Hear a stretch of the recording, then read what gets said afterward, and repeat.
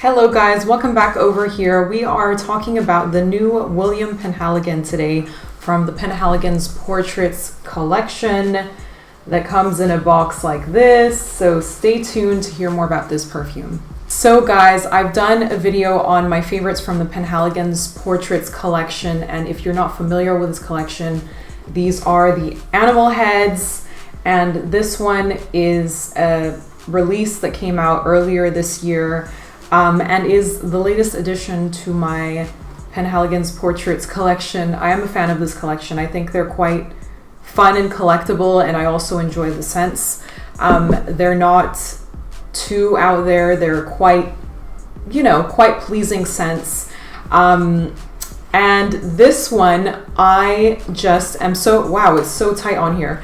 This one, I am just so excited to talk about. It is an unusual fragrance, one of the more interesting combinations of notes in the Portraits collection. This one is the Inimitable William Penhaligon. So if you want to know more about the entire story of these heads, then do check out that previous video that I did.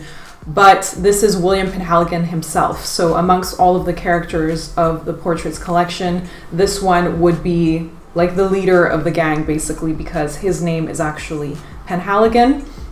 And I was interested in trying out this fragrance because it is the vetiver fragrance in the line. It is not your typical rooty, earthy, or smoky vetiver for that matter, but it's a vetiver that has some interest added with sweetness. Now for me, if I were to simplify this scent, I would say that I get vetiver with spun sugar. Even though there isn't any sugar note listed, it's more jasmine that is supposed to be like a sweeter element in this fragrance. But I just get spun sugar, or like this very subtle sugar, and then with that vetiver, which is quite an interesting combination. If you like fragrances like Vetiver Tonka from Hermès, or if you like fragrances like Bal d'Afrique from Byredo, then this might be a fragrance that you would be interested in. I would call this a completely androgynous fragrance. It's an interesting one because vetiver during the winter time can come across a little bit more smoky, and then in the summertime it could come across a little bit more bitter, a little bit more rooty on warmed up skin. So it's been interesting to actually wear this fragrance in the cooler months, and then now trying to wear the fragrance as well in the warmer months. I would say that this is still a somewhat fresh fragrance though. There's bergamot in the top, and you do feel a freshness, a lightness in this fragrance. This might be the only downside that I find in this fragrance, is that it actually is not super duper strong. But the good thing is that you cannot overspray the fragrance. You can just go ham with it, and you still feel comfortable. You still have this beautiful veil around you, and it's just a really good, easy go-to daily fragrance, but that is still interesting. I would recommend this fragrance to anyone who is a fan of vetiver to definitely try out, especially if you are a fan of that vetiver with that added sweetness.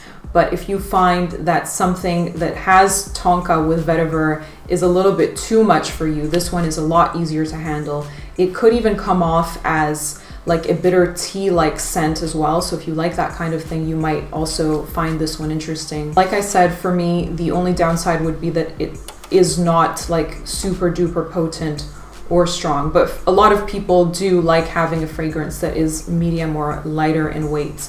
So yeah, I really enjoy this one. This is a good daytime fragrance for me. It's one of my favorites in the Penhaligon's Portraits collection now, and I mean, these bottles just never go old, do they? Like, this cool buck bottle is just awesome to me. So I think that this will take the place of Hermès Vetiver Tonka for me in my collection, since I no longer really reach for that fragrance. But this is like a good replacement for me for that everyday scent that is still characteristic, and I would not be shy to wear this in any kind of environment. I would wear this to the office, I would wear this anywhere really. So yeah, a good year-round scent. So I hope that you enjoyed today's review. Please let me know your thoughts down below. If you have tried William Penhaligon, do you wear it? And also let me know who you are. Like, where do you wear it? What kind of situations do you wear this fragrance in?